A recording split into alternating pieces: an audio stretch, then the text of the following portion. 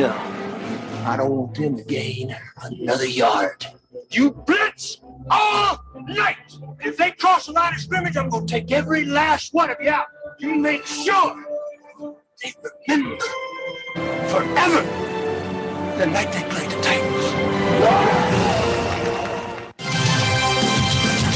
Armchair Quarterback Radio Show. We cover the whole SEC all season long. First and goal. Franks. Jump pass. Hello, Tebow. From going deep.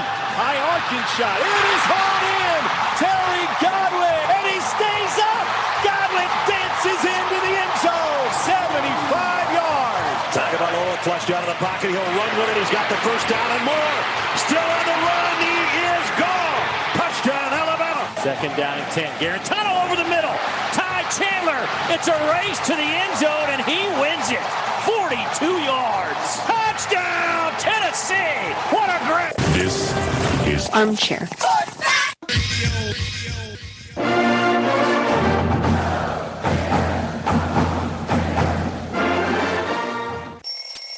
Good morning.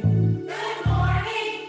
Good morning. Good morning. Wake up, y'all. It's time to get up with the Armchair Quarterbacks. The world of sports is changing every morning. So wake up, y'all, with the Armchair Quarterback Radio Show. Time to get up out of bed.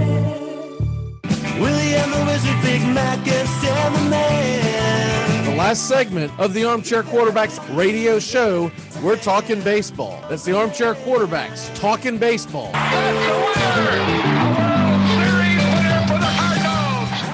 The Armchair Quarterbacks are covering America's pastime from spring training all the way to the Fall Classic. 5-2 Dodgers in the ninth.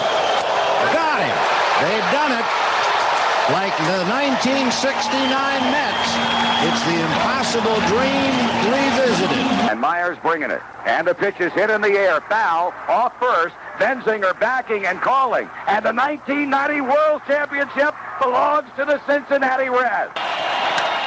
The Twins are going to win the World Series. The Twins have won it. It's a base hit. It's a 1-0 Left field, way back. Blue Jays win it. The Blue Jays are World Series champions as Joe Carter hits a 3-run home run in the ninth inning, and the Blue Jays have repeated as World Series champions. Touch them all, Joe. You'll never hit a bigger home run in your life.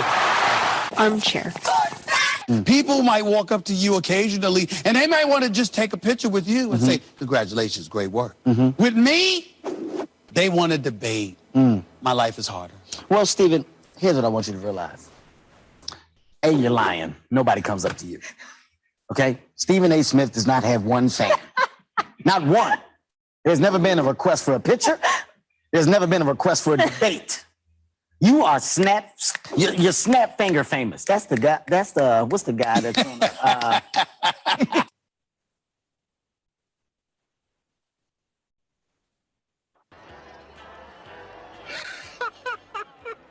We have been hoodwinked, bamboozled, and flat out deceived. There's something kind of about a kid that's never played baseball. But what the hell, boy? Make sure to listen to the Armchair Quarterbacks. Good enough for us down here in the bayou. Go Tigers and the Armchair Quarterbacks. It's morning. Yes, and what a lovely morning. I pledge allegiance to the flag of the United States of America and to the republic for which it stands, one nation, under God, indivisible, with liberty and justice for all. So we're double covering this, so you feel the night off. Come on. Oh yeah. 1-85. That's our call. 1-85. No matter where I go? 80. Yeah. So you can't hide. Come on, coach. You serious? Or you just playing? Just tell me you're just playing. I'm gonna watch you run in the end zone and spike the ball here. Have a good one. I'll talk to you. All right. Armchair.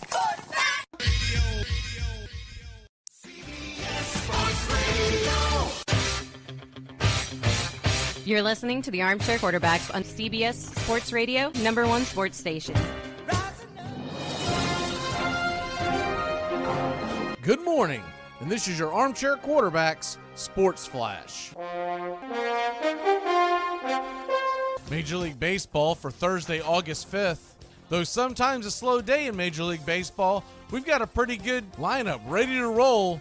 At 1:10 Eastern, the Red Sox finish up with the Tigers. Martin Perez is on the mound.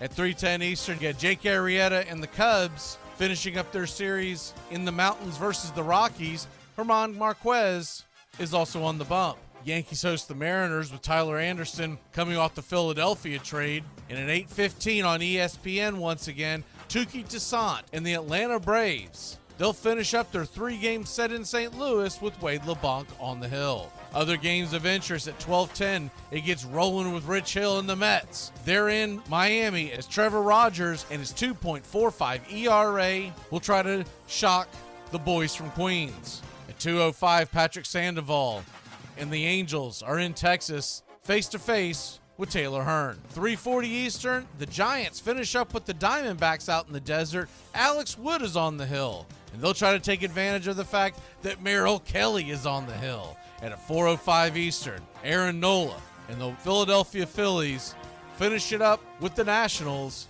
Joe Ross set to pitch in the nation's capital. 7:07, Tristan McKenzie, Ross Stripling, the Indians versus the Blue Jays.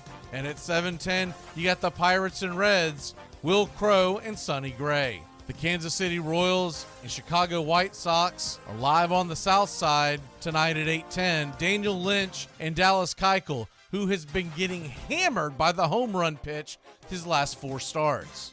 Twins and Astros, Framber Valdez, 7-2 with a 3.01 ERA. That's the nightcap in Major League Baseball. Tell me this isn't music to your ears. For the first time since the Super Bowl, the National Football League is on the Armchair Quarterback scoreboard. Tonight at 8 o'clock Eastern on Fox, the Hall of Fame game, the Dallas Cowboys go nose-to-nose with the Pittsburgh Steelers. How about them Cowboys and the Steel Curtain kick off the 2021 National Football League season? Los Angeles Dodgers, still searching for pitching depth, have agreed to terms with 4-time All-Star Cole Hamels on Wednesday. Hamels, who auditioned for teams during a workout last month in Texas, passed his physical Wednesday morning. The Dodgers will guarantee him a prorated $1 million for the rest of the season and will tack on $200,000 in incentives for each start. Hamels, a San Diego product, was limited to 1 start on an $18 million prorated deal with the Atlanta Braves last season. And every Braves fan out there is a collective groan, sigh, and good luck LA with this one. Clayton Kershaw has been out since July 3rd because of forearm inflammation, and Trevor Bauer has been sidelined by the league office for being overly creepy with sexual assault allegations. Also, Danny Duffy, who was another recent addition, along with Tony Gonsolin, are all on the injured list. Tim Tebow lined up against Chris Manhertz, and the two players went at it one-on-one in a special teams blocking drill for the Jaguars on Wednesday. Manhertz won the matchup, and immediately, winner Manhertz was broadcasted over the loudspeaker. The two went at it 3 more times, and the final tally was 2-2. Each time the winner was announced. That happened throughout the practice with various one-on-one drills. And while it's a part of Urban Meyer's plan to create a competitive atmosphere, keeping track of winners and losers, also, it is going to be a significant part of how he and his staff make roster decisions. Win more of those matchups than you lose, and you'll be a Jacksonville Jaguar this fall.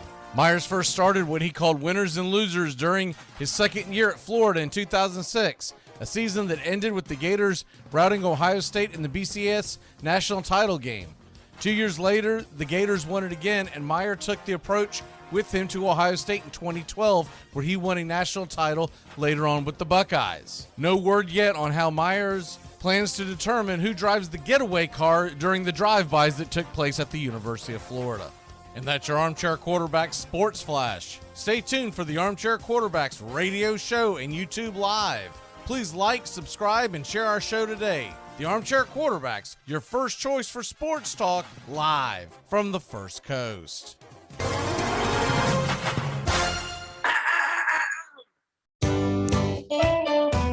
Saturday mornings, 8:30 Eastern. Dixie Football Nation is back and better than ever. We've got Tony Agolini, Matt Carr, Tones Ariola, Bobby and Angelo, along with Mac McGee this fall. Dixie Football Nation heads to the gridiron, talking ACC, SEC, the Big Ten, and all the big games throughout the college football land. That's Dixie Football Nation, 8:30 Eastern, 7:30 Central, Saturday mornings on the Armchair Quarterback Show's YouTube channel, going live, or catch the instant replay.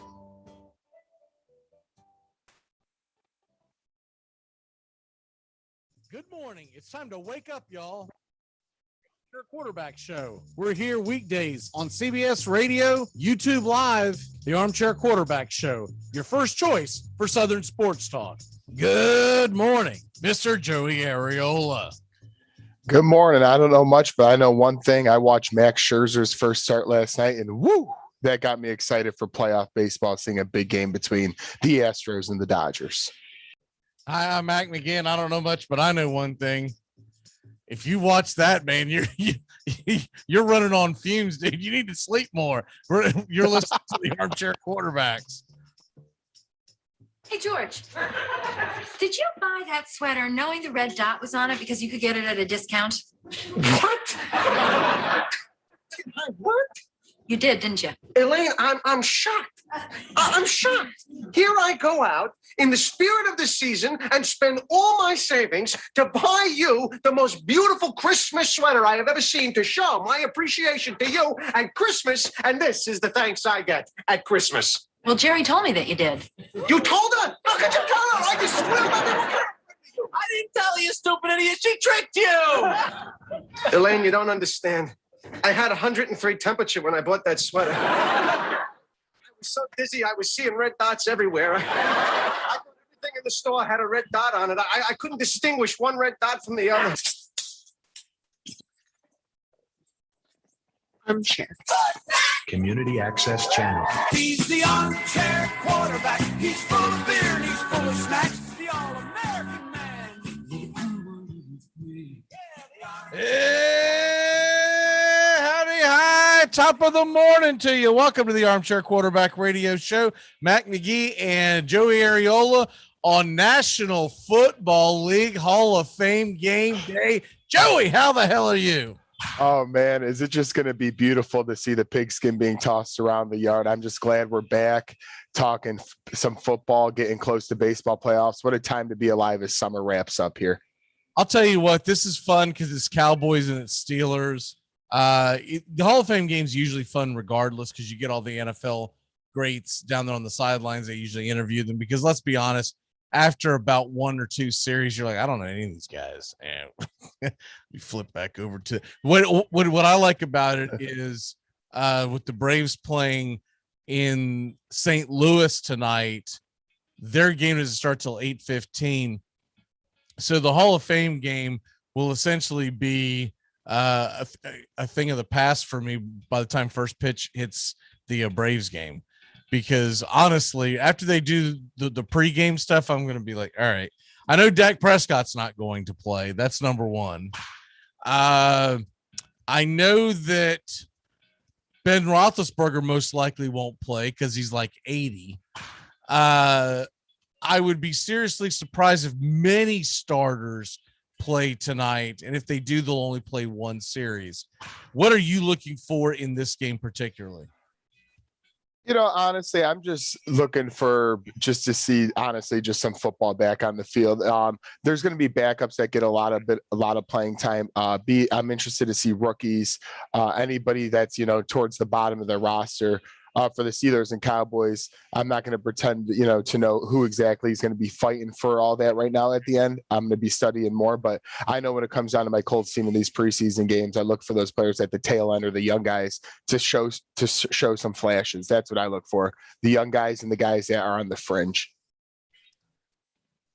So will you watch the entire preseason game? I'll watch the first half. Yeah, I'll have a hard time. Now I normally have so many devices going on in my house. For me to say I won't have it on would be a flat out lie. I'll have the Braves game obviously on, assuming it's not rained out. I will have probably one other baseball game on. I'm having the Olympics on. Been really getting into it. This morning, I'm sure my neighbors are like, what in the hell? I was jumping and screaming in the garage around 7:30, 7:45 Eastern this morning. I just gotten off the treadmill and I got sucked into the gold medal game it was freestyle wrestling, United States versus Iran. And the guy from Iran is evidently like this incredible world champion. I don't follow freestyle wrestling. I'd be lying if I did, but I like it a lot better than wrestling. That make oh come on, or stuntman grab ass, whatever you want to call it. But all jokes aside, I do like the wrestling that takes place in the Olympics, and they have different styles, and it's evolved over the years. But the really cool thing was he was a huge underdog, and the guy that he beat in Iran, I can't pronounce his name. It's about a mile long, but his nickname in Iran is known as the greatest. Okay, because he won last Olympics. He won the gold medal. He had won 2 or 3 world championships since then. I believe one of them got ixnayed because of the pandemic. And anyways, long story short, you could tell his countrymen were into it. You could tell the Americans were into it because you saw them in different rooms, and then some of them were actually in the actual arena because they all have to be distanced. That was an incredible. I watched the match right before that, the bronze medal one, but it was an incredible come from behind victory for the American. David Taylor is his name. David Taylor III, I believe. He had a takedown with less than 30 seconds left, down by 1, so it gave him a 1-point lead. For y'all who don't follow that, it's the equivalent of a walk-off home run. It was just like, whoa! Because I really thought he was going to lose. I was like, oh, man, this sucks. This guy, I mean, this is his lifelong dream. He's never won one. Screw the guy from Iran. He's already won one. He's got one world championship, right? And it was just a really cool story. But moving on from that, NFL headlines, let's go ahead and dive into the first quarter of the Armchair Quarterbacks. Carson Wentz, can you explain to me what the hell 5 to 12 weeks means? Because we've been talking about this all week.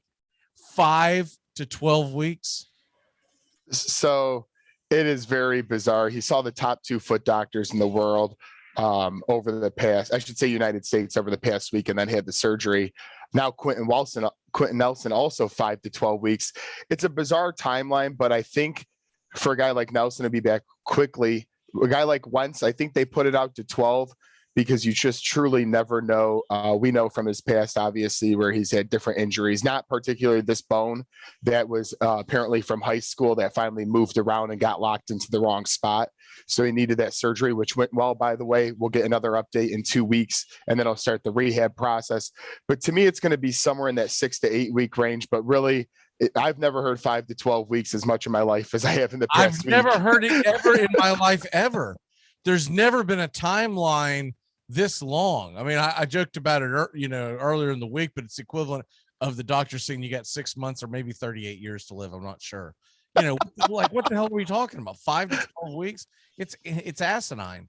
I think they're doing it because they don't want to let the public, the ticket buying public, know that it's going to be closer to 12 than it is 5. And I also believe they're going to try to make a trade, but they don't want to look desperate in the trade. So they're going to say, no, man, we're good. But you're going to end up with Nick Foles as your starting quarterback before it's all said and done. That's the way I see this, because the Bears would love to dump his salary. And if there's one guy that knows Nick Foles, it's your head coach in Indianapolis. and it would be a perfect fit. And wouldn't that be funny as hell if Nick Foles comes in and plays well and Carson Wentz never sees the damn field in Indianapolis now? I would laugh like hell over that. Well, you bring up a good point because the odds came out on the quarterbacks yesterday, and right now Eason is obviously the odds leader as we want to see what he has. But Nick Foles, Phillip Rivers' story came out how he wants to play later in the year potentially. A lot of names have been swirling around, but I truly think Jacob Eason will get every shot to do it. I'm not sure if he'll succeed, but he was the sixth quarter. Well, yeah, no. I don't think it'll be Rivers because he wants to come back in the second half of the year. We need a guy now. That's why I think Jacob Eason's going to get this start. And honestly, Phillip Rivers sucked last year, and he's going to. He did not suck last year. He did not. He did not. He did what? And what numbers were bad?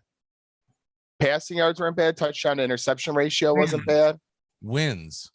11 wins in the May the playoffs. Ish. And almost beat Buffalo. No, he was not bad. No, not almost.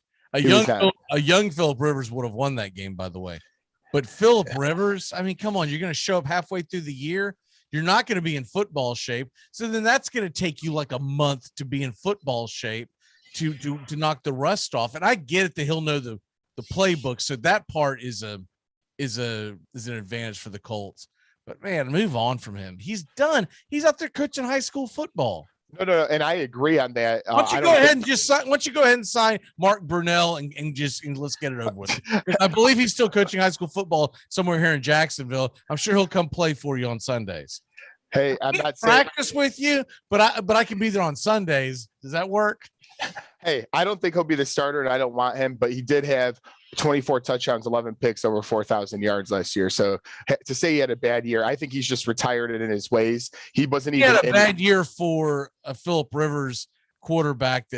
He was at the end. Let me put it that way. It wasn't an awful year, but he sucks now, man. It's over.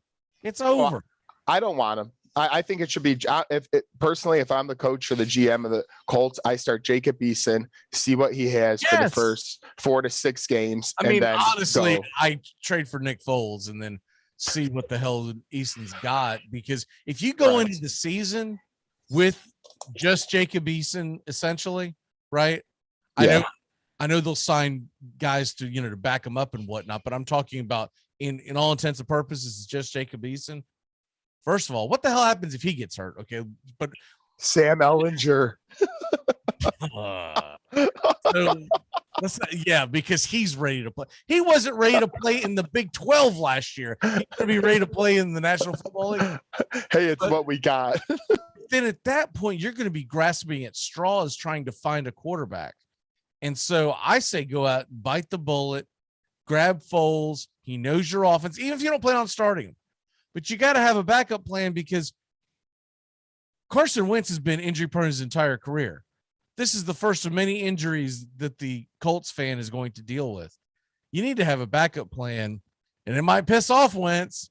Whatever, dude. You shouldn't get your foot broke about it.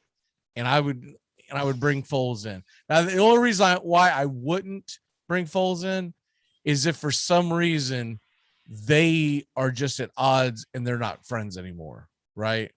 Now, if that's the case, okay, I get it. Then you can't bring him in, because at that point you need to go ahead and just, for all intents and purposes, DFA Carson Wentz, right? Because you can't bring in someone. But if he's still friendly with them, if they got along well, et cetera, you bring Foles in, you say, look, this is his team, but we need help. If he understands that, and Foles is usually pretty good about that. And you know how he crapped the bed in Jacksonville. He's not going to have some kind of ego at this point. He made his $88 million, right? So what the hell? Why wouldn't he?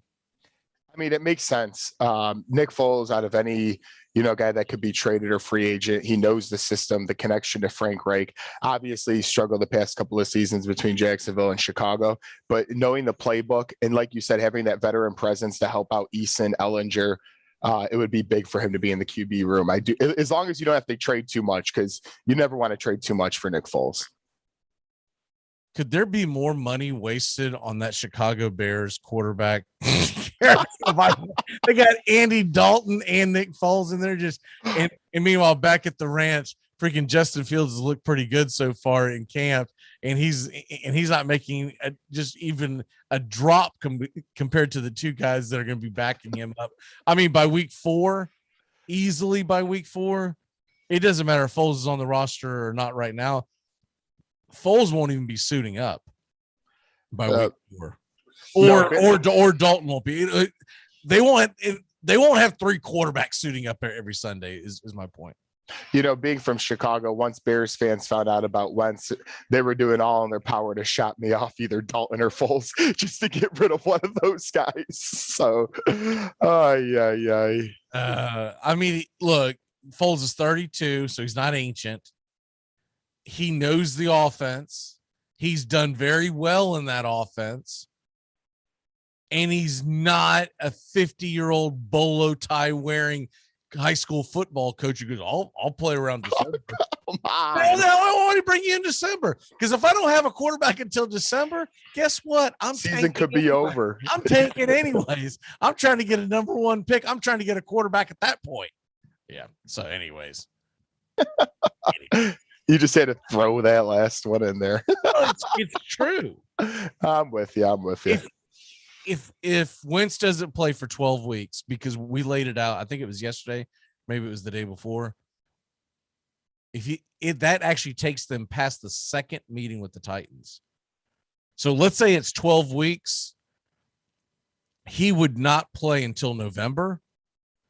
In November, December, January, the Colts do not play the Titans, who are now definitely the division favorites, right?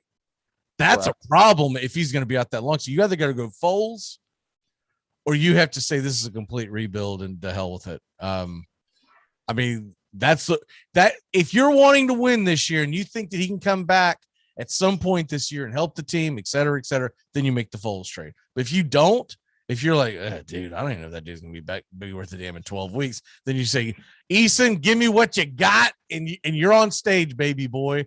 And if you don't do what we want you to do, there's a good chance we're going to have the number 1 pick anyways. We're going to grab Spencer Rattler or somebody.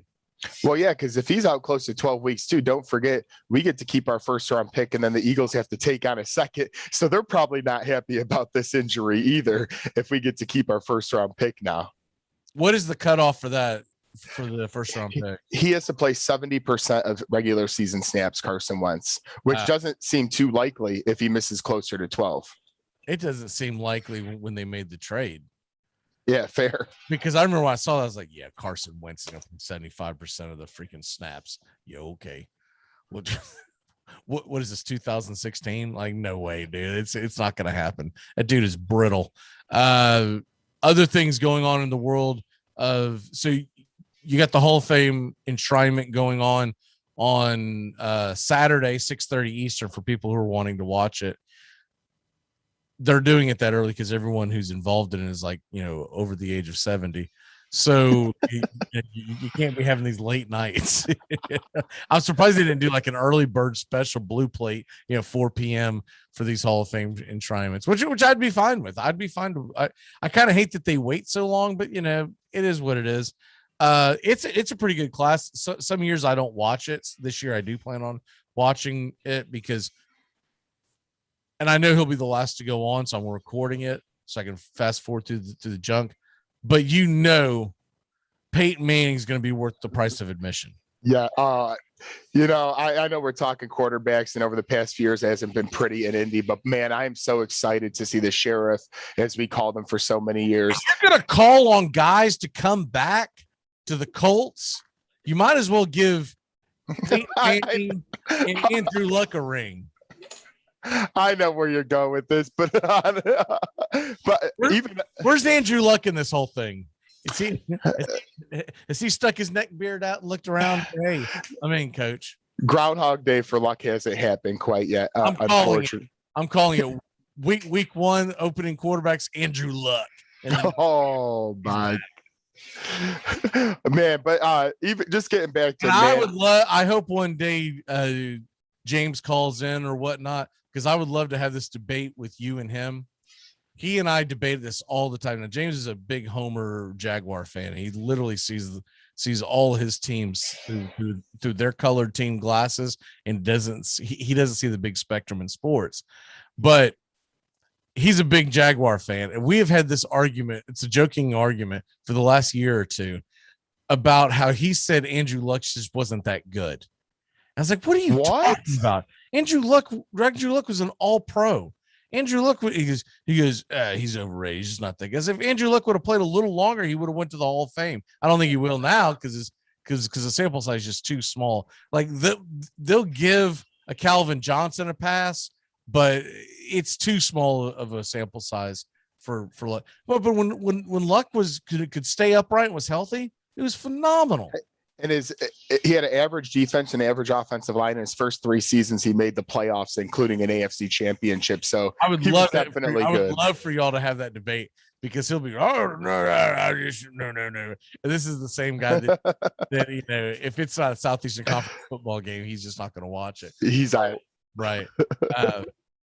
But that whole argument it's always stale, because I'm like, dude, I don't remember any Jaguar fans talking smack about Andrew Luck when he was actually in the league and roasting you on Sundays. I don't remember that argument. As soon as he walks away, you're like, hey, he kind of sucked anyways. No. That's not how this works. I told him, I said, if he was a Jacksonville Jaguar, he would be the greatest Jacksonville Jaguar quarterback of all time. And then he adds me with Brunell and David Gerard. I'm like, oh God. Come on, bro. Maybe the full spectrum of what Brunell did, maybe, but he was never better than Andrew Luck on any given year. Let's go ahead and take a break. When we come back, it's Atlanta Falcons Day, and we're going to get into the Falcons and dive into the year that will be, and can they compete in this division, which is a very, very tough division that got even tougher over the offseason. We'll be back in a flash here on the Armchair Quarterbacks. Keep it locked in here to CBS Sports Radio and YouTube Live. Question: what kind of bear is best? It's a ridiculous question. False. Black bear. Well, that's debatable. There are basically 2 schools of thought. Fact: bears eat beets. So bears beats Battlestar Galactica. Bears do not. What is going on? What are you doing? Identity theft is not a joke, Jim. Millions of families suffer every year. Michael! Oh, that's funny. Michael! ACC football covered like no other here on the Armchair Quarterbacks. And backpedaling, Lawrence flips it open, wide open. Justin Ross off and running. The Alabama native wins the foot race, and Clemson strengthens its grip on this championship game. Wow, gut punch by Clemson right there. Anchor, break free. Cameron in the clear. Foot race. And they finally slid him down at the 5. The electric play the nose needed. He wants another deep shot. Drops it in. He pitches it to Cersei. Cersei lunges into the end zone, and the Yellow Jackets score again. Armchair Quarterback Radio is ACC country. Enjoy sun-drenched days, epic stays, and plenty of room to roam in Greater Fort Lauderdale. Our hotels, attractions, and restaurants have taken the Visit Lauderdale's Safe and Clean pledge, so you can relax and explore with confidence. When you're ready for that well-deserved staycation, our 23 miles of golden beaches await. Find wide-open spaces to hike, bike, kayak, and paddleboard. Visit your favorite attractions, then dine out in style in socially distanced dining rooms or al fresco on waterfront patios. Learn more at sunny.org. Are you okay, pal? I had a rough day on the job. Are you going home now? I was about to. Well then, you just fulfilled the first rule of law enforcement. Make sure when your shift is over, you go home alive. I'm Amy Lawrence, and I'm up late, always, after hours, hanging out with you on CBS Sports Radio. Check it out, 2 a.m. Eastern, 11 p.m. Pacific. Make sure to listen to the Armchair Quarterbacks. Prime time, drive time. The Armchair Quarterbacks are good enough for us down here in the bayou. Go Tigers and the Armchair Quarterback. Hey, Jacksonville, winter is the perfect time to start planning for your healthy, pest-free spring lawn with True Green, America's #1 lawn care company. True Green's science-based approach and local expertise will help give your lawn the year-round care it needs to be thick and weed-free. Go to truegreen.com/radio to save 50% on your first service. Just call 866-946-5956 or go to truegreen.com/radio today and get a lawn to be proud of. Frage, wait a minute. Do you think you can get me a tape of the show? What on earth for? Well, how often do you get to hear your son on the radio? I'm on the radio every day.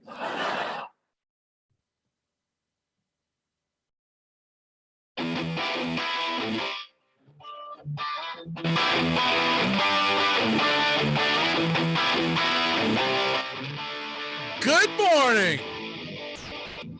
Welcome back to the Armchair Quarterbacks, baby. Football is back. And we've got Olympic action left and right. By the way, in case people missed it, early this morning, early this morning, I didn't see it live. The men advanced to the gold medal game in Olympic basketball. They beat Australia 97-78.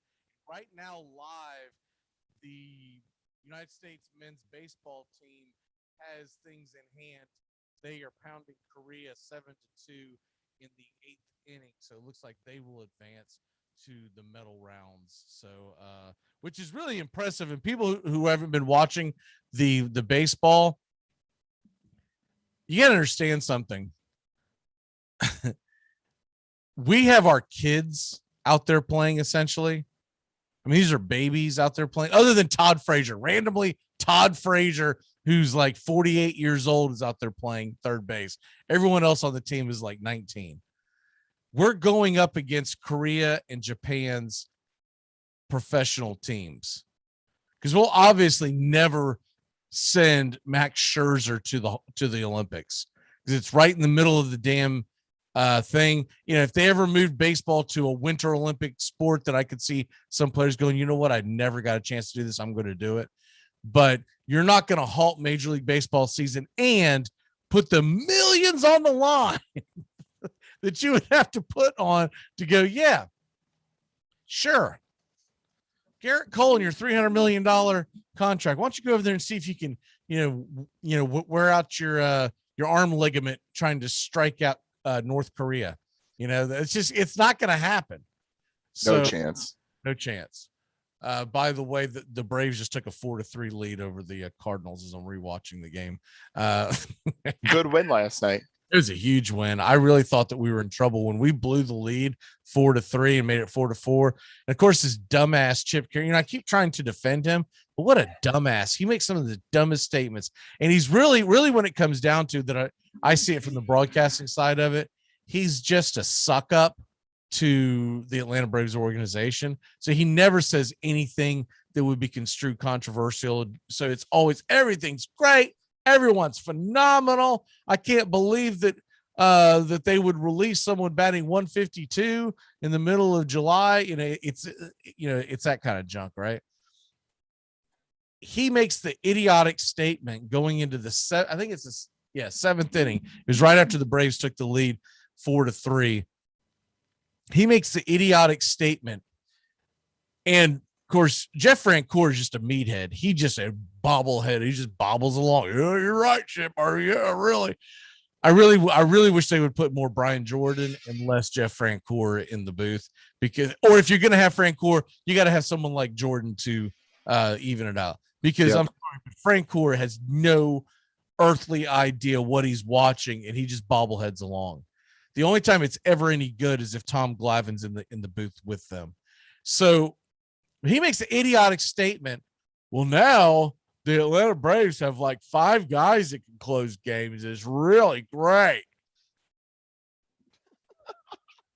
We didn't have a single guy worth a damn before the All-Star, before the trading deadline. We made one move. Richard Rodriguez, who, by the way, they burned in the 6th inning of this game. So he wasn't even available when he was making this dumbass statement. No, I'm sorry. Rich Rodriguez was burned in the 6th inning. Yeah. So right after the Braves take the lead, they burn him, and then they bring in Chris Martin for the 7th. And they're building a Chris Martin, Luke Jackson, who is just fun. He's infamously choking things away. The guy's never believed in his 98-mile-an-hour fastball. He tries to trick everyone with his curveballs and his slider. It's dumbfounding, and this guy is scared to throw his gas. It's usually pretty damn accurate. But the point is, we got like 5 guys that can close the game. Bitch, we don't have one guy that can close the game. What are you talking about? Even though Will Smith is like, I think he's now 22 of 24. Dude, there are some white knucklers during those 22 saves. White knucklers. I'm talking about, you go, oh God. He came in the game, we had a 6-2 lead against the Royals, and there's 2 outs, and he comes in, and somehow the bases are loaded, and it's always like, what are you talking about? You do not have a sturdy bullpen. This is why you're not in. If you had a sturdy bullpen, the Braves have a 5-game lead in the East. Anyways, and Rand, I had to get that off my chest, because the more and more I listen to Chip Carey, the more and more I just want to throw my TV at him. I was like, would you shut up with your everything's great? Y'all did a great job. You brought in 1 reliever and you needed like 2 or 3. So what the hell are we talking about? Frustrating. But anyways, the point is, when he makes that comment, that very inning, Chris Martin implodes and gives up the lead, and it's 4-4 going into the, I guess that was the top of the 8th, and then the Braves tacked on 3. But no, shut up. Just shut it. I can't continue anymore. Everything's green, everything's happy, everything. Dude, you kidding me? We just won consecutive games for the first time since the All-Star break. This is not this isn't the 98 Yankees, okay? Just stop it with the everything's sunshine and roses. All right, let's move on from that. By the way, real quick before we get into the Falcons, because I know it's going to bleed over, so we won't be able to jump back to this. How do the Cubs recover with their sell-off long-term? Do you see them going to a complete rebuild, or do you think they'll be aggressive in the offseason, assuming we don't get a terrible work stoppage? No, honestly, and I hate to say this for all Cubs fans out there, including myself, but I think you got to go the full rebuild route. You clearly didn't agree to deals with these guys, didn't really come too close with, between Bryant, Baez, and Rizzo, and they're all going to play good ball down the stretch of part of these playoff teams. I think you just got to blow it up, let the young guys play for 2 seasons and see what you got, add here and there. But I think this is more similar, unfortunately, to the 2011 rebuild, which took 3 to 4 seasons to get off the ground.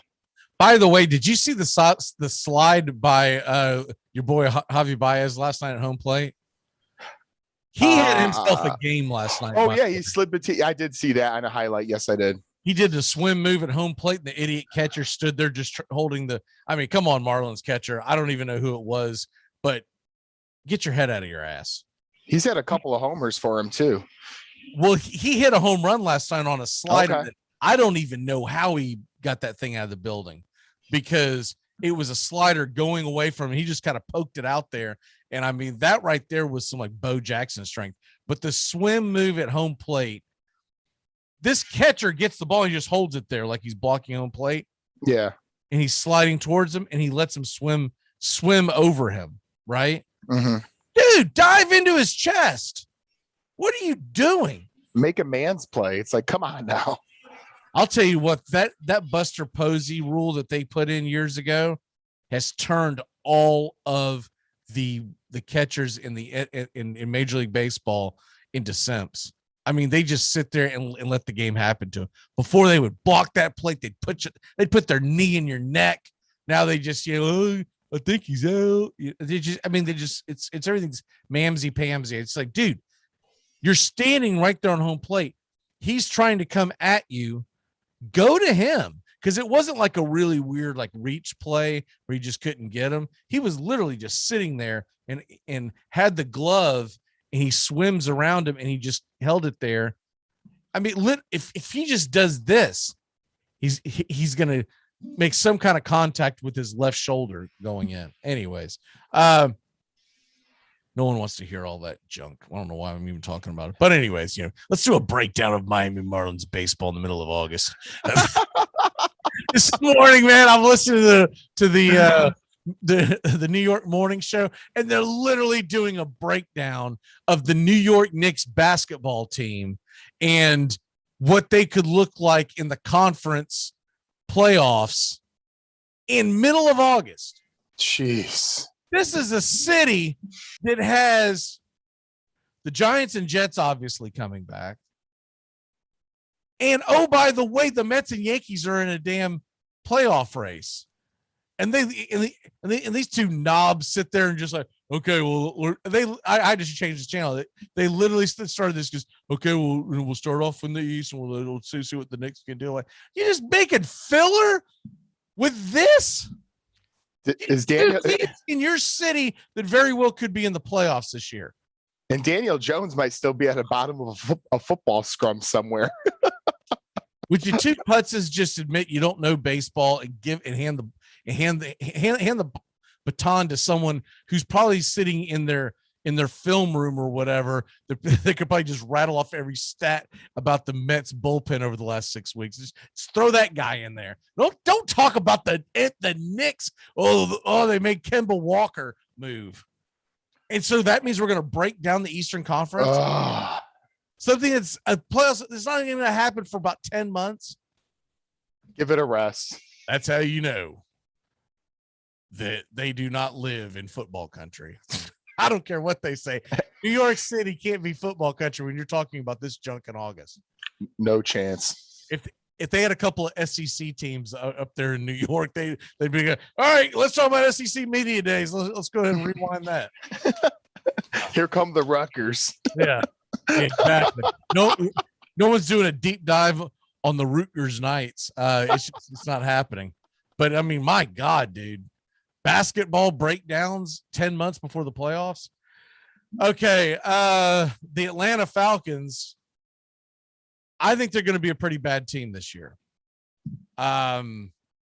This is probably one of the worst records I'm going to give anybody. And my main reasoning for it is I don't know if they really made the moves that they needed to make to help that offensive line. And that's going to be a huge problem. Because when you have a team that is going to have, what would you say, probably average defense at best? At best. You don't really have a running back you can lean on. You hope Mike Davis is that guy. But on a scale of 1 to 10, I would give the Falcons offensive line somewhere between a 6 and a 7. Okay. He's not a dynamic enough running back where he's going to make up the difference. Right. So you're going to be playing a lot of games from behind. You're going to have tell you someone else is going to be out 5 to 12 weeks this year. It's going to be Matt Ryan. He's going to get murdered back there. Yeah. By the way, I had to laugh. I think it was Michael. I don't know. It's pretty far down on the comments, but he said Cam Newton to the Colts. Get out of here, Michael. Get out of here. I start that up again. Come on, let's go. Come on, Cam. Come on, let's go. You've been preaching that for months. Oh God. Oh man, would that be beautiful? They make a trade and they get like Ellinger or whatever. They say Mac Jones is our guy, and we're gonna build you as the backup, and you can have Cam Newton in his stupid hairdos and his stupid dresses that he wears at the conference. Or I think they're supposed to be suits, but it always looks like a dress to me. But man, this Falcons team. Now there's some interesting pieces for fantasy football, right? Correct. Because you got Kyle Pitts, you've got Ridley, Maybe Mike Davis can be because he is a little bit of a dual threat. I think he had 600 or 700 yards rushing last year for the Panthers, but he also had over 300 yards receiving. So he can be interesting dual threat. But if you end up with like the Falcons defense on your team, on your fantasy football team, dude, you have officially given up. And I don't even care if you're in a best ball. You're not drafting the Falcons defense. Absolutely not. I hate to be the Debbie Downer on a team like this, but I don't see anything that makes me think this team's going to even sniff the playoffs. Do you? Oh, absolutely not. I was just going through the depth chart and the schedule, which we'll get to in a minute. But sadly, I see no chance of playoffs for the Atlanta Falcons this season. All right, well, let's go ahead and start it then. I really wasn't impressed with much of their offseason except for Kyle Pitts. That was pretty much it. They didn't even help the defense. It's like one of the worst defenses, and it's like they didn't do much to help, in my opinion. No, and two of the guys that they drafted in the first round over the last 6-7 years, they've lost. And so that defense is probably going to be worse than it was last year. And it wasn't very good last year. No, it was horrendous. I remember a couple of games like Dallas Cowboys specifically where they just blew it up in their own terrible defense last year. And then, of course, they lost Julio Jones. Let's not forget that. They brought back Dante Fowler. Yeah, that guy's been a bust.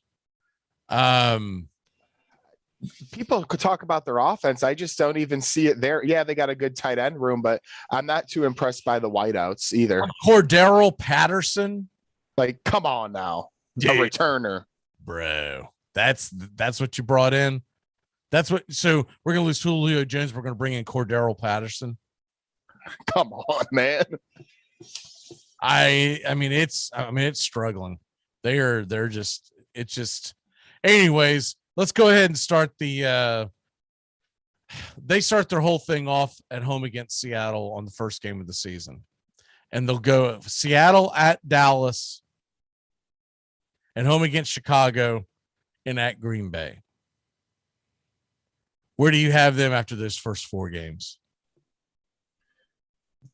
They're not home against the Eagles week 1. Do I have it wrong? Oh, I'm sorry. I've got the wrong shoot. I was looking at the 2020 results. Okay, I'm sorry. No, you're fine. You're fine. You're right. They normally have it flip-flopped, and they got the 2020 results at the top of the page. Normally, they're at the bottom of the page. All right. Thanks a lot, Athlon, or whoever the hell. They're playing mind games. Yeah, talking about no, man. Actually, they did so poorly last year that they're going to let them play that schedule again. So they get more than 4 wins. All right, I'm sorry. They're at home against the Eagles. Not like that's any better. At Tampa, at the Giants, and at home against Washington. Where do you have them after those? 1 win, 3 losses. Okay. So they're going to be at Tampa Bay, at the Giants, at home against Washington. After they host the Eagles, they're going to be 1-3. So then they'll go to London. And by the way, they don't get a break. So they go to London in 7 days. They'll be at home in Atlanta, Georgia, and then kicking off at London at 9:30 in the morning against the Jets. They'll get a bye, and then they'll be at Miami, at Carolina, and at New Orleans. Where are they at after that?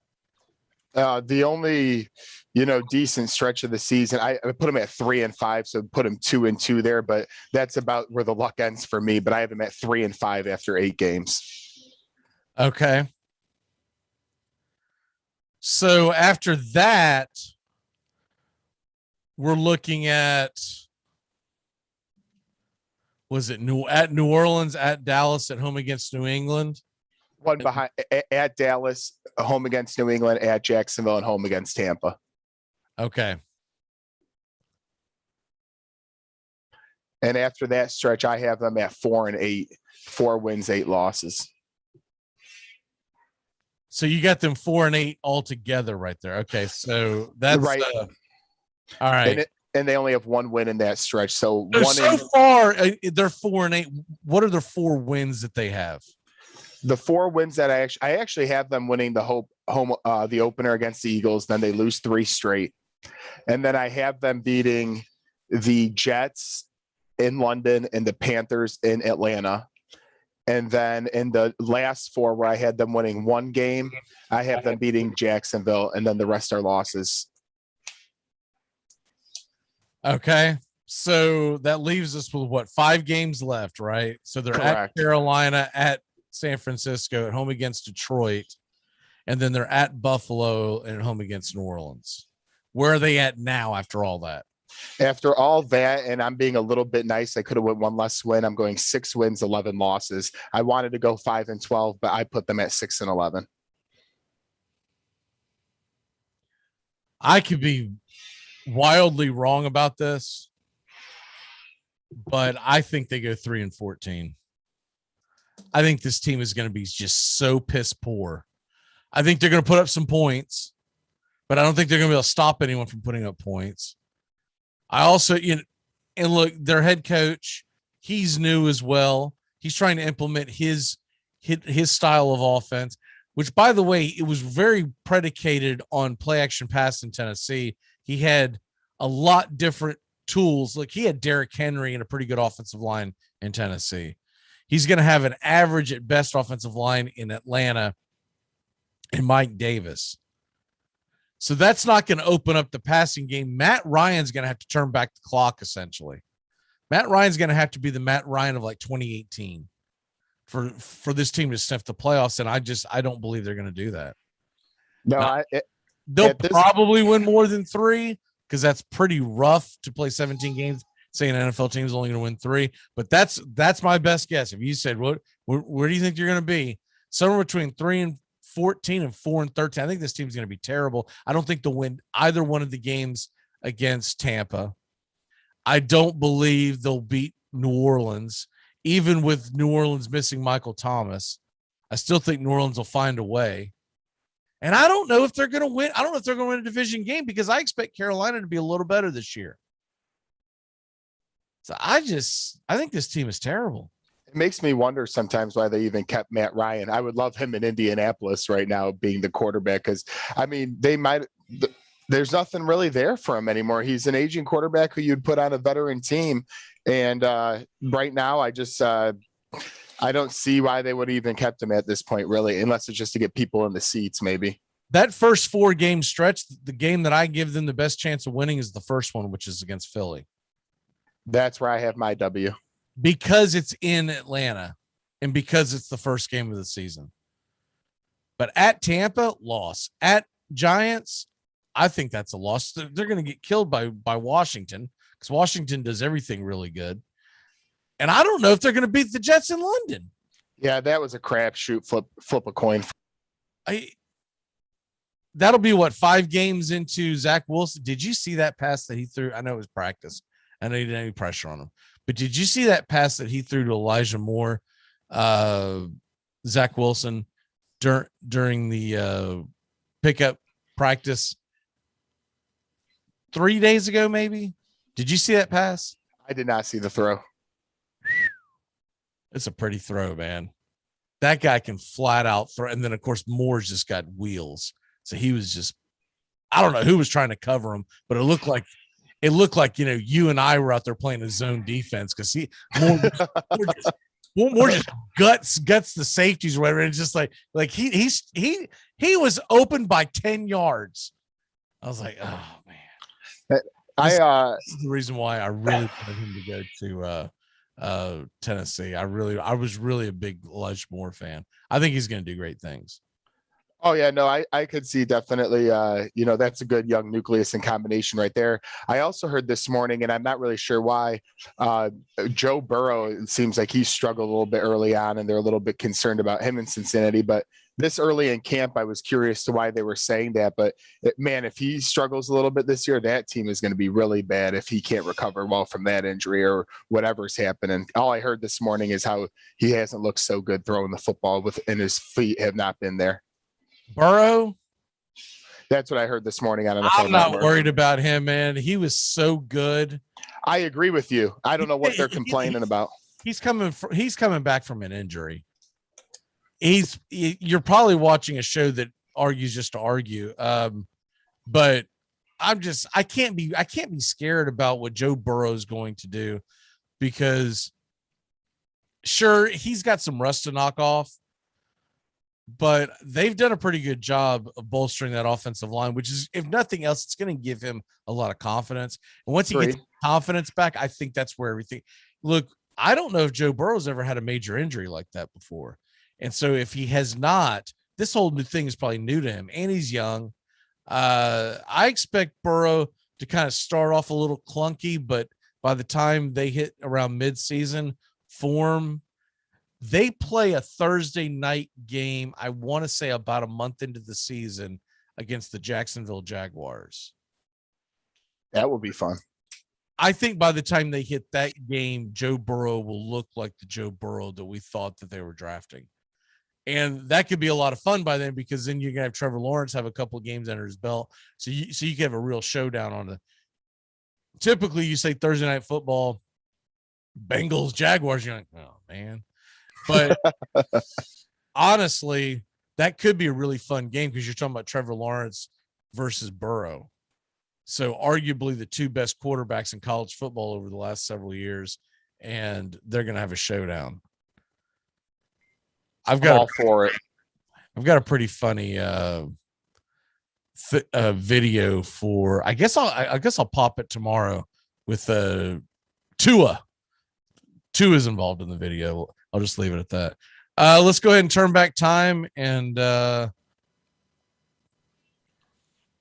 go down a TikTok wormhole.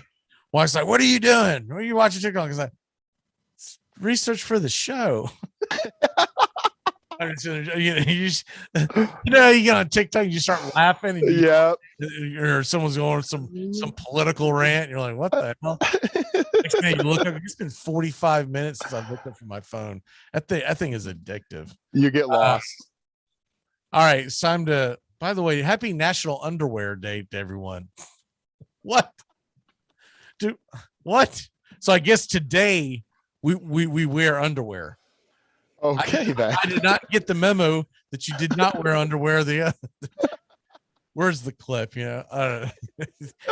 Jerry and Kramer. I'm out there, Jerry, and I'm loving every minute of it. Oh my God. So if there's a National Underwear Day, is there a National Commando Day? Let me know when it is. Whoops, wrong one. Stop. There we go. Thing gets a delay sometimes. I think I don't hit it, and then I hit it again, then I've already hit it. Goes on and off. Stupid. It's kind of funny. It's National Underwear Day and a National Work Like a Dog Day, along with National Oyster Day and National IPA Day. So work like hell, eat some oysters, drink some beer. We all know that oysters are an aphrodisiac, and then you go and jump in your skivvies, and it's go time. All right, ready? I guess that's what we're supposed to be doing today. All right, on this date in sports history.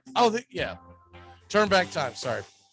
Philadelphia Phillies third baseman Pete Rose collects hit number 24-7 in a home loss to the Pirates. That would start to elevate him, and he would inch closer and closer as he's getting. So that right there tied him for the National League lead. He would inch closer and closer. Of course, it'd be 5 years later that he would, or 4 years later? No, 6 years later that he would break the all-time hit record. Also on this date, 1979, Warren Giles, Hack Wilson and Willie Mays were all inducted into the Hall of Fame on this date in the Baseball Hall of Fame, which theirs is coming up soon. They did theirs really late this year. Normally it's in July, and it's sometime. It's either next weekend or the weekend after. It's really, really strange. I think they were worried. It's kind of funny if they would have done it back in June when the numbers were low. They wouldn't be worried about. Now they're bugging out about the freaking Delta variant. Don't even get me. Whatever that junk is. All right, ready? Birthdays. It's your birthday today. Dead guy. Herb Brooks. Do you remember that name? Oh, yes, I do. Miracle Hockey. Yes, he was the American ice hockey coach, passed away in 2003. Born on this date, 1937. Of course, won the Olympic gold in 1980. Really, the only thing he's really known for. Guys that are still kicking. Wow, 59? Is he really 59? And there's a lot of people right at 60 years old that I'm starting to see right now that I grew up watching as a kid. Patrick Ewing, 59 years old. Also, Otis Thorpe, 59 years old. Do you remember Otis Thorpe?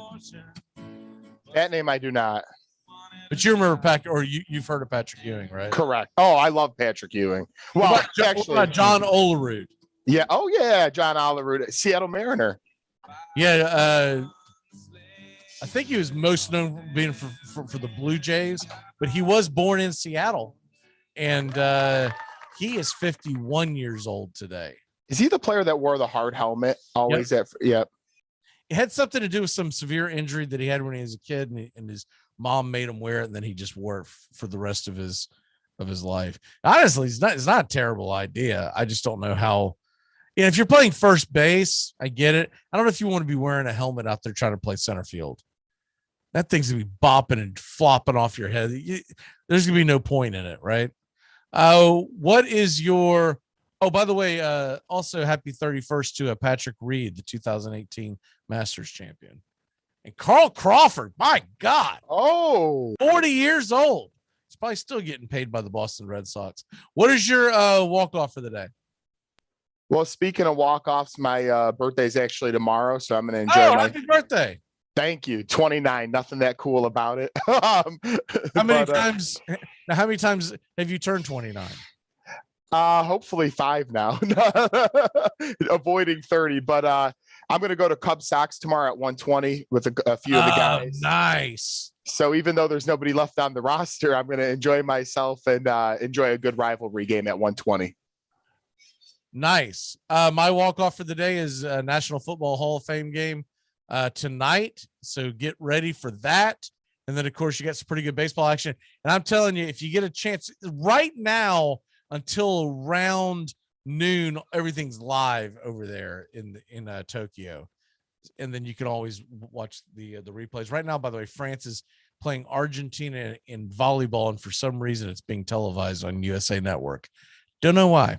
But the US did win the baseball game, so that's what came on right after that. And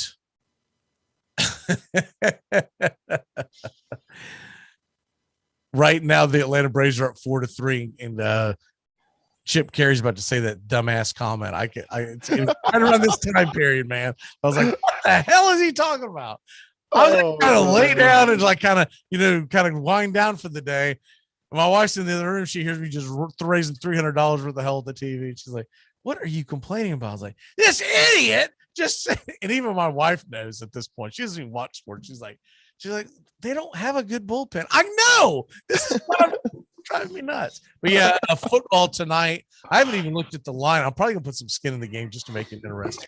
I normally don't do the points, but I'll usually look at the over under and see what I can do with that. I like taking the unders in the preseason games because usually they're really sloppy. All right, brother, we will see you I guess Saturday. Yes, sir. And, I'll give you a ring right after the show. Need to ask you about something. Y'all have a great day. We will see you tomorrow. Football Friday takes us to the Texas A&M Aggies. Justin will be here. Matt Carr will be here. He will be able to react to the fact that Boston Celtics did absolutely nothing. And also 8 a.m. tomorrow, Tony and I doing the Gators and Golf show, and that should be a lot of fun. We got a lot to go over there. We shall see you mañana. Goodbye, sweetheart. Well, it's time to go. We're back tomorrow with another show. Well, unless we're fired, we'll talk to you then. Goodbye, sweetheart. Goodbye. Goodbye. Guys and gals, it's time to go. We'll see you on the next show. Same bat time, same bat channel. Thanks for listening to the Armchair Quarterbacks on these CBS Sports affiliates and catching the show on YouTube Live. We're here weekdays. Find Armchair Quarterbacks on YouTube Live today. Please subscribe and share and take us everywhere you go. The Armchair Quarterbacks, your first choice for Southern sports talk, live from the First Coast. Gonna get another cigarette.